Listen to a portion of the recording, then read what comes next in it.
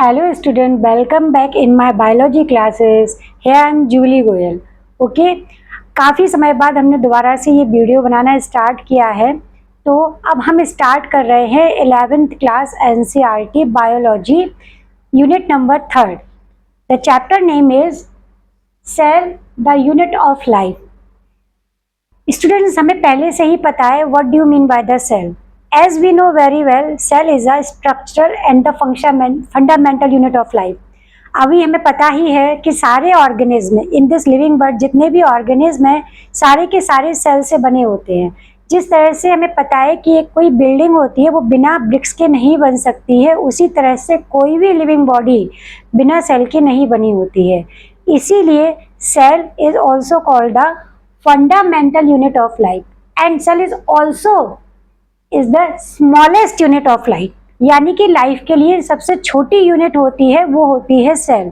और इसकी एक और बेसिक डेफिनेशन होती है, the cell is the structural and the fundamental functional unit of life. It means that कि जो भी सेल्स होती हैं लिविंग वर्ल्ड में, उन सबका एक अपना स्पेसिफिक स्ट्रक्चर होता है और उनके फंक्शन भी स्पेसिफिक होते हैं। जैसे कि हमने बोला कि बॉडी में जिस लोकेशन पर जो सेल है उसका फंक्शन भी उसी के अकॉर्डिंग ही होगा। जैसे स्टमक की जो सेल्स होती है वो फूड के डाइजेशन में हेल्प करती हैं। हार्ट की सेल हैं वो हार्ट को पंप करने में, ब्लड को पंप करने में हेल्प करती हैं। अलग अलग लोकेशन पर जो सेल प्रेजेंट होती है उनके फंक्शन भी अलग ही अलग होते हैं। ओके, तो इसी बेस पर जो सेल की बेसिक जो डेफिनेशंस होती हैं वो ये हैं। अब यहाँ से स्टार्टिंग में बात होती है कि सबसे पहले सेल को किसने डिस्कवर्ड किया था। As we know very well, in 1665 the first dead cell is discovered by the Robert Hooke. Robert Hooke ने जो पहली डेड सेल देखी थी वो कॉर्क में देखी थी। You know what is cork? Cork एक होता है वुडन का कैप, जो लेबोरेटरी में जनरली हमें केमिकल्स के ऊपर एक कैप मिलता है जो वुडन का बना होता है, वो कॉर्क कहलाता है। और उसकी जो फाइन स्लाइस निकाल के कट करके उन्होंने अपने खुद के हैंडमेड माइक्रोस्कोप से उसको देखा था, जिसमें उन्होंने देखा था कि वो जो सेल है वो कॉर्क है, उसमें छोटे छोटे से रूम्स लाइक स्ट्रक्चर दिख रहे थे। और ये सारे के सारे जो स्ट्रक्चर थे वो हनी बी कॉम्ब की तरह थे, मधुमक्खी का जो छत्ता होता है बिल्कुल उसी तरह से। लेकिन उन सारे जो सेल थे उनमें साइटोप्लाज्म नहीं था।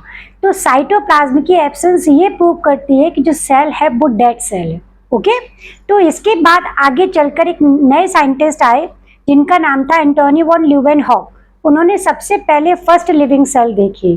फर्स्ट लिविंग सेल्स मीन्स उन्होंने एक यूनिसेलुलर ऑर्गेनिज्म को देखा जिसमें साइटोप्लाज्म था और उसमें कई सारे सेल ऑर्गेनेल्स भी प्रेजेंट थे।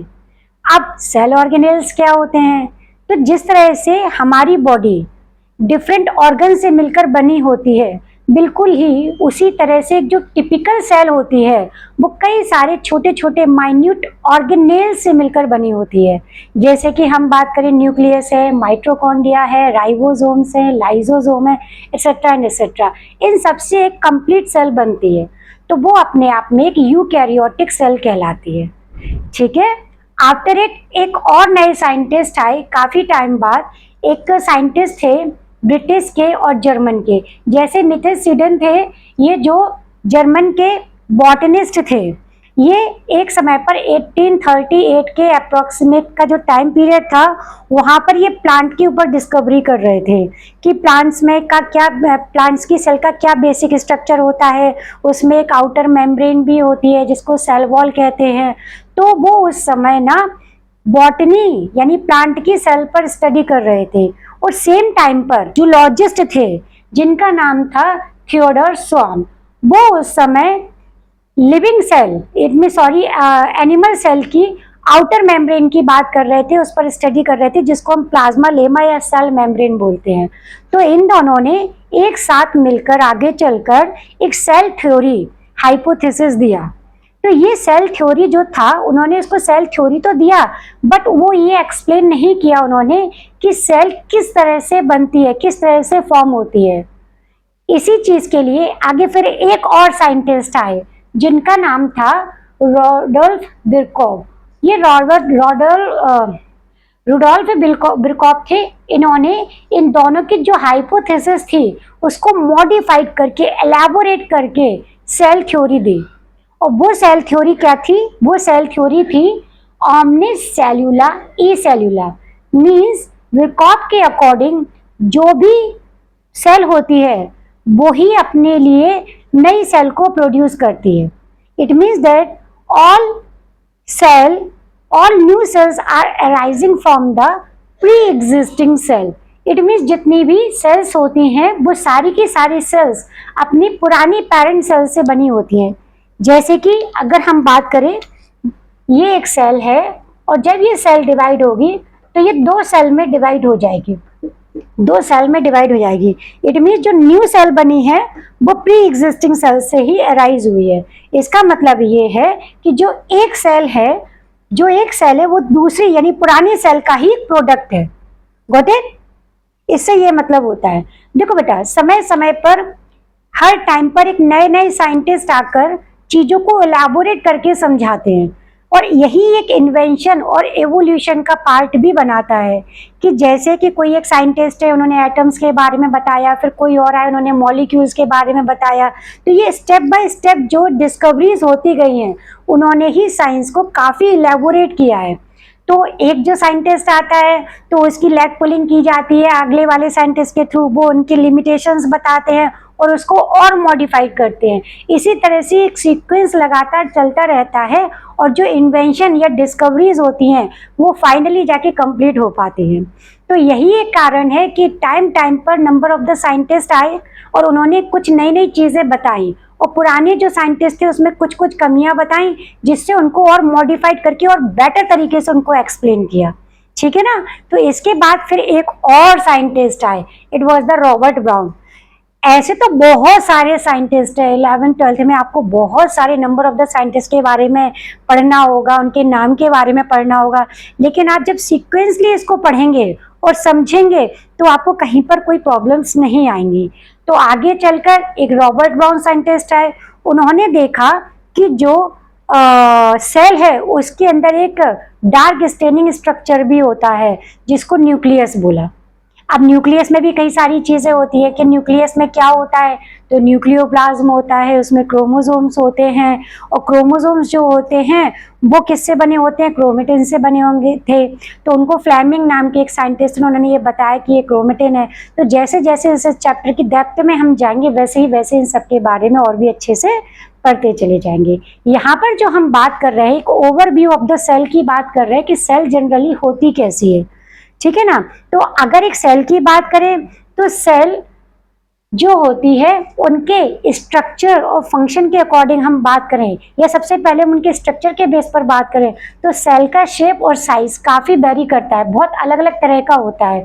तो स्ट्रक्चर के बेस पर बात करें तो जैसे कि लिविंग बॉडी में, जैसे ह्यूमन बॉडी में जो रेड ब्लड सेल्स होती है उनका शेप डिस्क्वाइड शेप होता है और वो ना बाइकॉन्केव शेप के होते हैं और ये सबसे स्मॉलेस्ट सेल भी होते हैं। इसके अलावा but they have a specific characteristics, they are the enucleated. Enucleated का मतलब क्या होता है कि इनके पास इनका खुद का अपना न्यूक्लियस नहीं होता है, इनका अपना खुद का न्यूक्लियस नहीं होता है।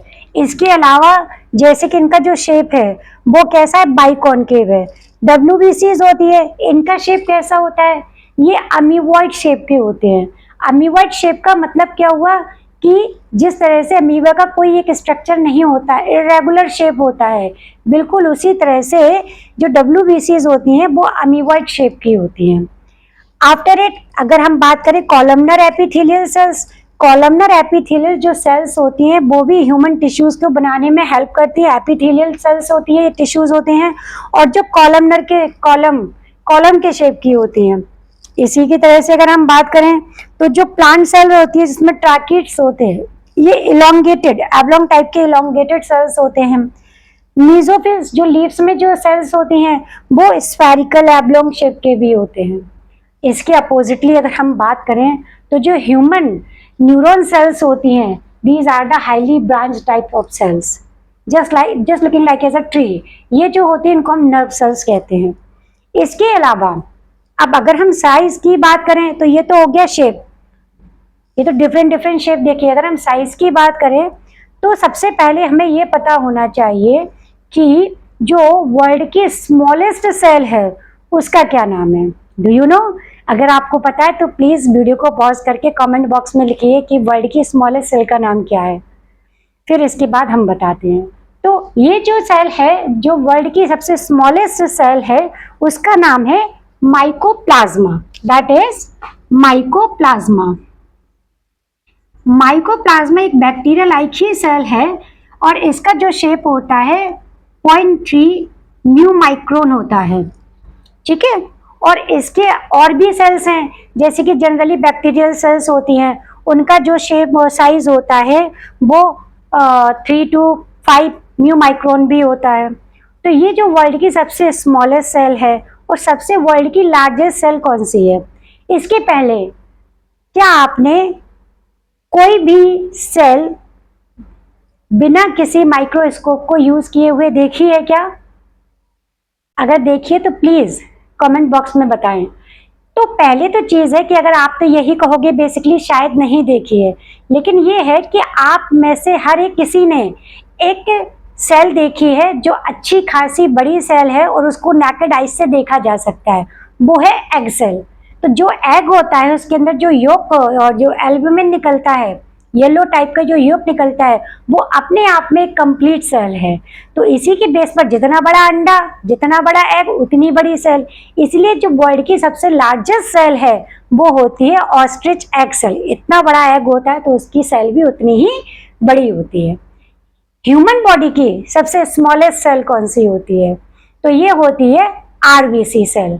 तो जो रेड ब्लड सेल्स होती है ह्यूमन बॉडी की, वो सबसे स्मॉलेस्ट सेल होती हैं, और जो सबसे लॉन्गेस्ट सेल होती है वो होती है नर्व सेल। ओके, तो ये तो different different shape and structure हुए हैं, जिसके वजह से हम बता सकते हैं कि जो डिफरेंट सेल होती हैं उनका फंक्शन भी कैसा होगा, वो स्पेसिफिक फंक्शन को परफॉर्म करते हैं। जैसे कि नर्व सेल जो होती है वो नर्वस सिस्टम को फॉलो करने में हेल्प करती हैं। ये आरबीसीज हैं जो ब्लड सेल्स बनाती हैं, डब्ल्यूबीसीज ब्लड सेल्स बनाती हैं। इसके अलावा अगर हम बात करें तो सेल्स के टाइप्स की, तो सेल का जो टाइप्स होते हैं, सेल बेसिकली 2 टाइप्स की होती हैं। तो एक तो होती है most primitive kinds of the cells, जिनको हम प्रोकैरियोटिक सेल्स बोलते हैं, और एक होती है यूकैरियोटिक सेल्स। तो प्रोकैरियोटिक और यूकैरियोटिक्स में क्या डिफरेंस होते हैं? प्रोकैरियोटिक सेल्स सबसे प्रिमिटिव टाइप के सेल्स हैं। इसके हिसाब से अगर हम सिंपल लैंग्वेज में बात करें तो जब अर्थ का ओरिजिन हुआ होगा तो यहाँ पर सबसे पहले लिविंग कंटेंट तो था ही नहीं, सारा का सारा नॉन लिविंग कंटेंट था। तो सबसे पहले क्या बना होगा? देखो उस समय तो हम लोग कोई प्रेजेंट थे ही नहीं, तो ऐसा इमेजिनेशन जो डिफरेंट साइंटिस्ट ने डिफरेंट डिफरेंट टाइम पर जो भी हाइपोथेसिस दिए हैं, तो उनके के कंक्लूजन से हम ये कह सकते हैं कि सबसे पहले अर्थ पर कुछ बैक्टीरियाज आए होंगे। तो जो बैक्टीरिया सबसे पहले आए होंगे, एक्चुअली बैक्टीरिया के पहले से भी वायरसेस आए होंगे, क्योंकि वायरस जो होते हैं उनके अंदर लिविंग कंटेंट नहीं होता है, बट उनको हम connective link between the livings and non livings भी कहते हैं। यानी कि हमको सबको पता है जब से कोरोना पीरियड आया है तो सबको ये ध्यान होगा कि कोरोना कैसा रहा होगा। उस समय तो वायरस के बारे में हम सबको पता ही चल गया था, कि हमें बहुत अच्छी तरह से पता है कि जो वायरसेस होते हैं वो क्रिस्टल फॉर्म में होते हैं। जब वो लिविंग बॉडी के कॉन्टेक्ट में नहीं होते हैं तो वो इनएक्टिव होते हैं, तो यानी कि उनका कोई एग्जिस्टेंस ही नहीं होता। और जब भी वो वायरसेस किसी लिविंग बॉडी के अंदर इंसर्ट हो जाती है तो वो एग्जिस्टेंस में आ जाती है और वो सरवाइव करने लगती है और तेजी से मल्टीप्लाई भी करने लगती है। इसका मतलब ये है कि जो वायरस होता है उसके अंदर लिविंग के भी कैरेक्टरिस्टिक्स होते हैं और नॉन लिविंग के भी कैरेक्टरिस्टिक्स होते हैं। इसीलिए virus is also called the connective link between the livings and non livings. फिर जब वायरसेस बने होंगे तो उनके बाद सबसे पहले सिंपलेस्ट काइंड की सेल बनी होगी जिसको प्रोकैरियोटिक सेल बोला गया। तो प्रोकैरियोटिक सेल्स मीन्स क्या हुआ कि प्रोकैरियोटिक सेल्स में सेल ऑर्गेनेल्स लिमिटेड यानी few in number cell organelles present थे। जैसे कि हम बात करें कि अगर किसी सेल में हमें न्यूक्लियर मेम्ब्रेन नहीं दिख रही है, उसका केवल डीएनए कंटेंट ही उसमें पड़ा हुआ है और उसमें कोई भी सेल ऑर्गेनेल्स प्रेजेंट नहीं है, उसमें केवल राइबोसोम्स डीएनए कंटेंट होता है विद साइटोप्लाज्म, तो वो अपने आप में एक प्रोकैरियोटिक सेल है।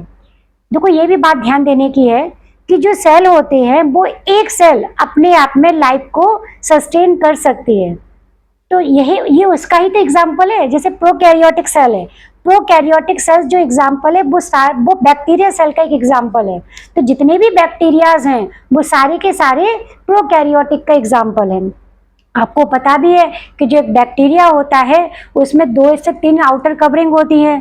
आउटर कवरिंग का मतलब है कि उसमें कैप्सूल भी हो सकता है, स्लाइम लेयर भी हो सकती है, ये सेल वॉल है, सेल मेम्ब्रेन है और न्यूक्लियोइड होता है। न्यूक्लियोइड मीन्स उसका खुद का वो न्यूक्लियर मेम्ब्रेन नहीं होती है। क्लियर? और इसके अलावा ऐसी सेल जिसमें सारे के सारे सेल ऑर्गेनल्स प्रेजेंट होते हैं और वो अपना अपना फंक्शन अच्छी तरह से करते हैं, तो ये जो सेल होती है टिपिकल यूकैरियोटिक सेल होती है। अब जो यूकैरियोटिक सेल्स है और प्रोकैरियोटिक सेल्स है, इनके बारे में हम नेक्स्ट क्लास में स्टडी करेंगे। ओके, आई होप आपको ये वीडियो समझ में आया होगा। अगर आपको ये वीडियो समझ में आया हो तो प्लीज़ लाइक एंड सब्सक्राइब ज़रूर करें। Thank you.